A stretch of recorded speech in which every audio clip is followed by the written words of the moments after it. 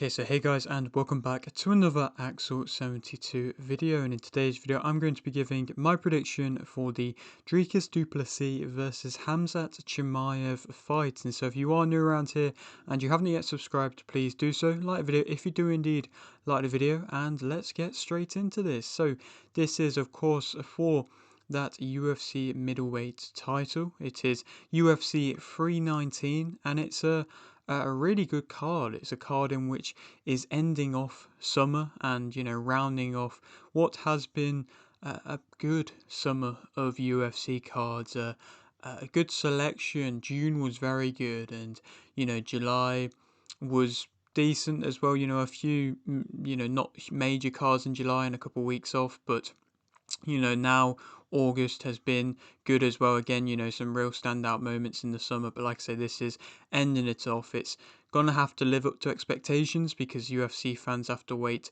quite a while until they get another pay-per-view. I mean, the next one I believe is in October. I think October 5th to be precise, with Pereira versus Ankalaev. So like I say, it's a little while, but nonetheless, this is arguably the most hype fight of the year so far, and maybe the most hype fight of the entire year. Again, there is a few more big fights ahead of us, but again, this fight is definitely a good, hyped up fight. And like I say, alongside a great card as well, give a little prediction for the co-main event, but of course, some other great contests on the main card with Jeff Neal versus Carlos Prates. Prates coming off a loss, Jeff Neal coming off a win himself, but of course he's the guy that's been around the UFC for longer. That's an entertaining contest.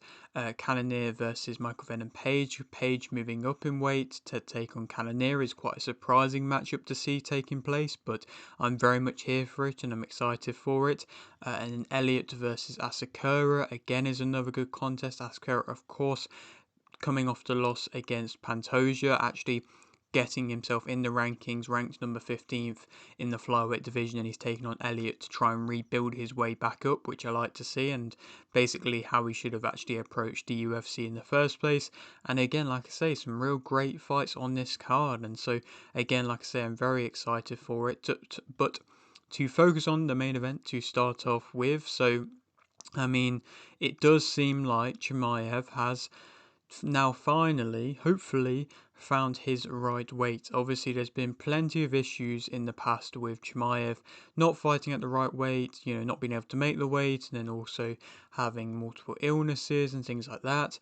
Again, obviously it's not quite there at the fight yet, Chimaev, but it does seem like he's made it to the fights, perfectly healthy. I really hope that he is perfectly healthy, 100% coming into this fight, because it's like I say, such an exciting fight, and I feel like we need as fans to see both of these guys at their 100% best, just to see that the best quality of fighting which we can. And I mean, for Du Plessis, he's been seemingly very comfortable, very relaxed as always coming into fight week. He is playing up to the fans, saying that he's gonna win in all these stupid ways, all these cartoonish type of ways, in which seems to be the new trend for what people are saying in the way of, Du Plessis fights and Ranier Derrida's fights as well. But in that way, he is kind of becoming a bit of a fan favourite. I mean, I know that for myself, I'm starting to, get excited to watch him fight. The first Strickland fight, I wasn't really too, eager to see the contest. I didn't really think it was going to be, that good of a fight. And that was a really good fight. Then he went on to submit Adesanya. Then, of course, he went on to beat up Sean Strickland in a fight in which he was dominant. And so again, like I say, he definitely is becoming a fan favourite. And this is such a huge fight for him. I mean, it's a huge fight for both of them, but everybody kind of is writing off Du Plessis a bit in this fight, which I think is very unfair, saying he is the champion who is, going on for his third defense of the title now. And again, to write him off, I just don't think is smart. And I mean, if he does beat Chimaev, the guy who everybody is expecting him to lose against, and is this guy who seems like a force who just can't be stopped in Chimaev, if DDP does beat him, then he's definitely cementing a great legacy for himself, just as a true champion, in which I don't feel like he's quite been able to do just yet.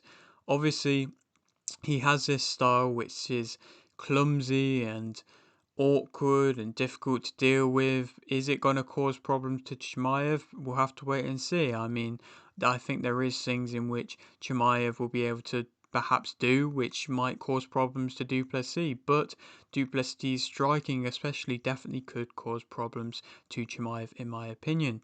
Chimaev in recent times, obviously when he was on his trajectory and his kind of climb in the UFC rankings, he was a wild character who was screaming, shouting, sticking his middle finger up at the fans when he missed weight and everything like that. And, more recently, he has seemed a lot more relaxed, and, that hasn't seemingly changed his style. I mean, his style is still as intense as ever, storming, of course, through Robert Whittaker, breaking his jaw, silencing any doubters at the same time last time out. And them doubters were, of course, from the fight between him and Kamaru Usman, which was previous, when he, fought a good fight and still did enough to be able to win. But there was debates and arguments there to be had that if the fight had been a 5 round fight, then perhaps we would have seen something a little bit different. Obviously, now we often have 5 round co-main events, which I believe is the case for this card as well. But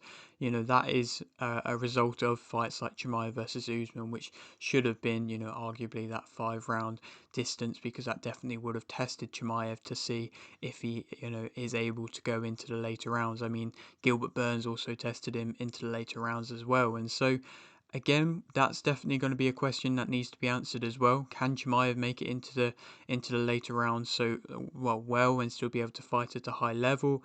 I mean, there's plenty of people, I'm sure, betting just for him to get a takedown within the first minute. I feel like that is kind of a go-to thing to expect with Chimaev at this point. But I mean, both of these guys are very big, strong fighters for the weight. I mean, it is crazy to see, in my opinion, that Chimaev is as big as he is, because it seemed like he did kind of tower over DDP a bit. I saw that they had a little bit of an interaction, early fight week, and like I say, it seemed like he did, definitely tower over him a little bit. And again, how did he make the lower weight divisions in the first place? I don't even know. But he also was able to, I saw in a little clip, which yes, doesn't really mean a tremendous amount, but he was able to pick up and basically throw around and spin around Daniel Cormier, which I'd imagine isn't an easy feat to do. And Cormier has said himself afterwards, nobody does that to him. So, you can see that there is a clear amount of strength from Chimaev,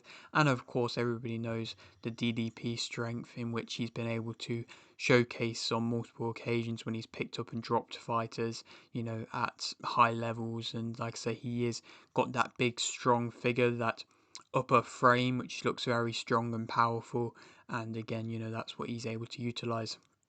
To speak about both fighters individually, Chimaev as a fighter, he's definitely that fast starter with very fast movements. He wants to get on top of you straight away, sprawl. Yes, I think he knows that it's a predictable thing, that it's going to be expected and everybody's going to, be prepared for that.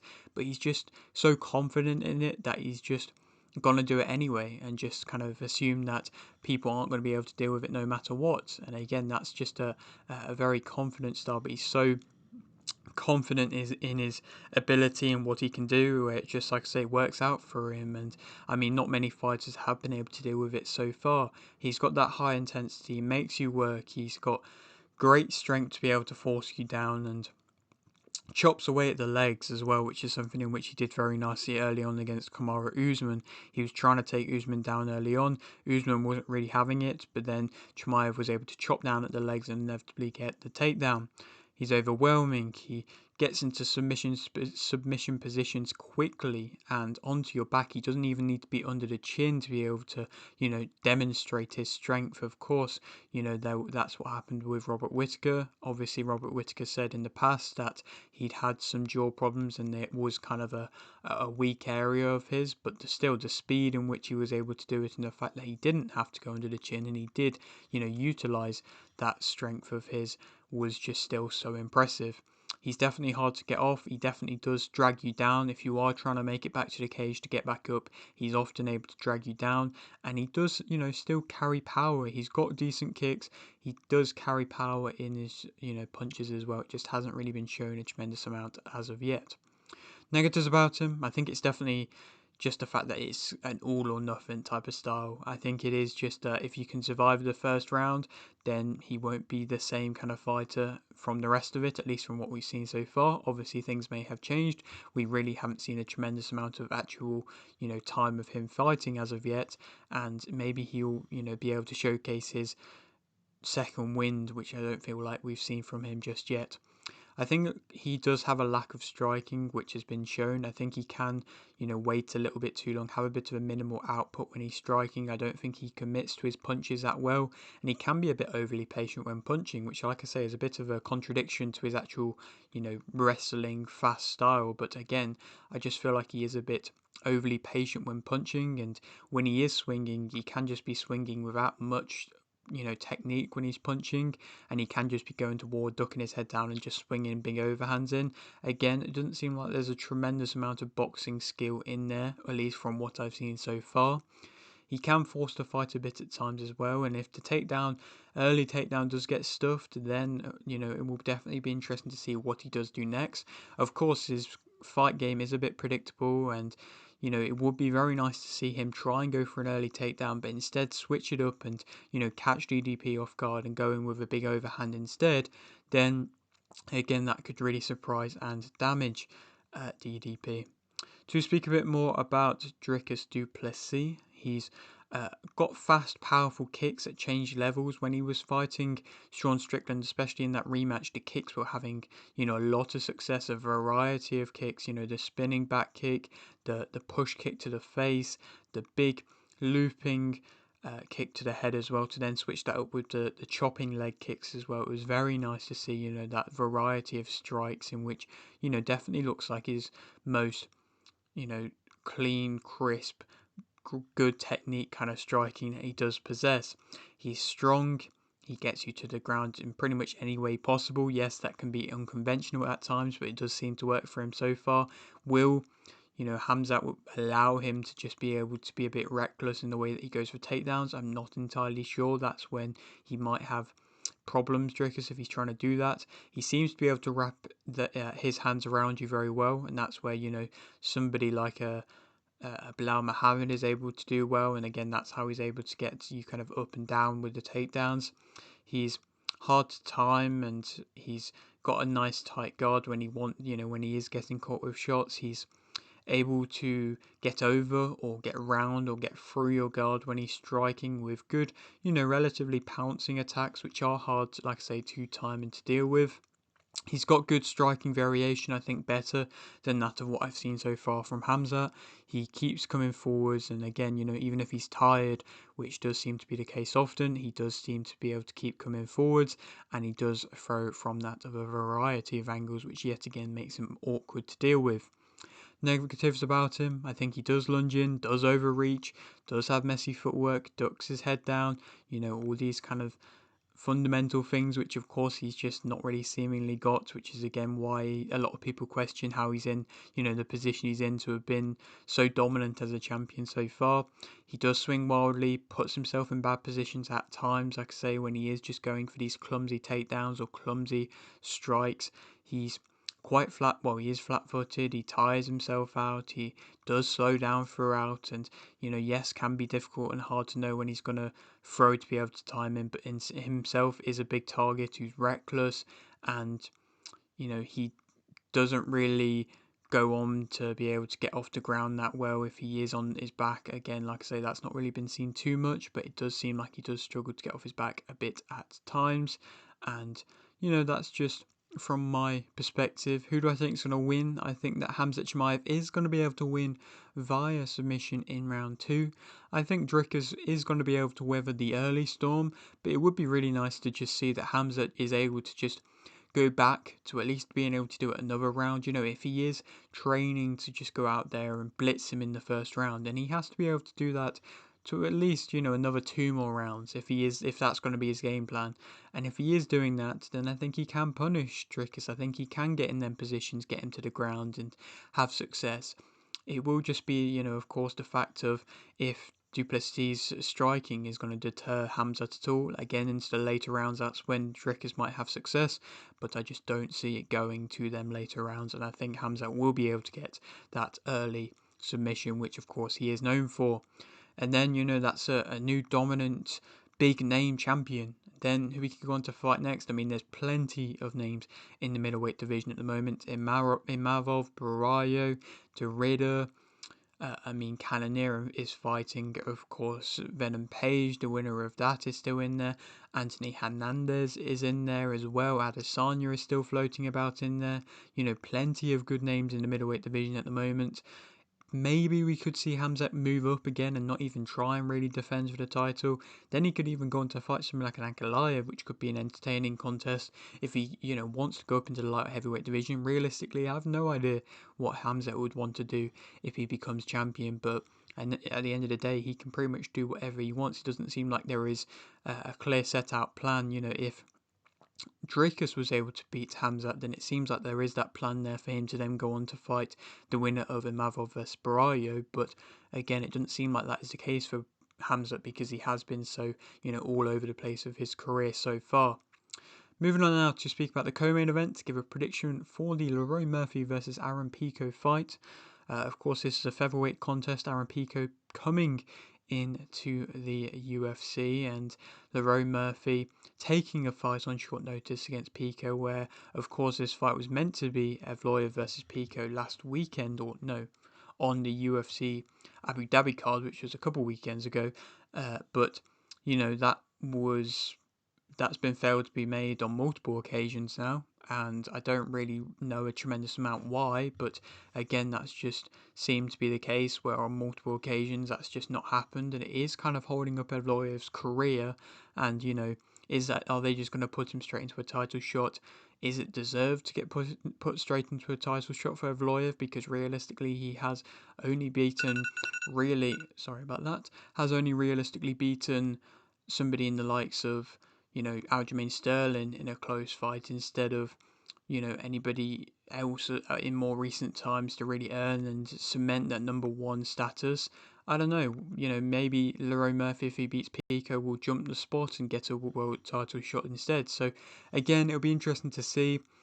Will fans even be hyped for this Aaron Pico fight? Yes, it's a co-main event of a big pay-per-view, but are UFC fans still hyped for guys coming in from other organizations because of what we've seen in more recent times?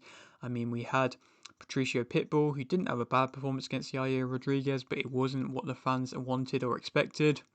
And then the same, of course, with Patchy Mix as well, who came in and then had a very bad display himself as well. So again, it seems like there is a standard in which fans are expecting, and will somebody who has been hyped up a lot, in Aaron Pico, will he be able to live up to the expectations? I mean, Pico is a high intensity fighter with a good range of skills. He's a fast starter with good wrestling. He's a former Golden Glove boxing champion. He definitely has, that power. He has, the ability to box well and to put on, an offensive, aggressive performance. He's coming off 2 first-round KOs. Yes, he hasn't fought over a year, but it seems like I say, he was having trouble actually being able to get his first fight in the UFC made and, set up and everything like that. So it's no real fault of his own. But is he going to be able to cause problems to somebody like Murphy, who is, consistently improving from the looks of things? He's coming off a great disciplined performance against Emmett, where he was able to move really well and, catch him coming in with a really nice couple of elbows. But then also be able to box at a range and chop down with his leg kicks at a range as well. And again, that was probably his best performance so far, in my opinion. It's not, he's not a fighter who's going to be able to go out there and get a tremendous amount of stoppages. So, I don't know if fans are really, rating Murphy just yet. But I do think that, he's an underrated fighter in my opinion. I think he deserves more credit from what he's been doing. And this definitely could be a breakout performance for Lerone Murphy if he's able to nullify somebody who, like I say, is so intense as that of an Aaron Pico. Who do I think is going to be able to win? I do think that Lerone Murphy is going to be able to win via unanimous decision. I'm not quite, living up to the hype of Aaron Pico. I know that's probably a bit unfair because, of course, he is different to the other guys who have come from Bellator into the UFC in recent times. But like I say, was really impressed with Murphy's performance against Emmett. I think it was, like I say, a very well disciplined performance, and if he could do that, like I say, being on the back foot but chopping down, timing really well, then he could definitely have success on Aaron Pico, and that's somebody, and that's something in which Pico may have not had to deal with, and coming into the UFC is just that another standard, that another level above, and inevitably, like I say, a unanimous decision to Murphy is my prediction. Then, who he could go on to fight if he wins this, like I say, that probably does leapfrog him. Perhaps Evloev. That could be definitely a good fight if Evloev is able to fight at any point soon, or within the next 6 to 8 months.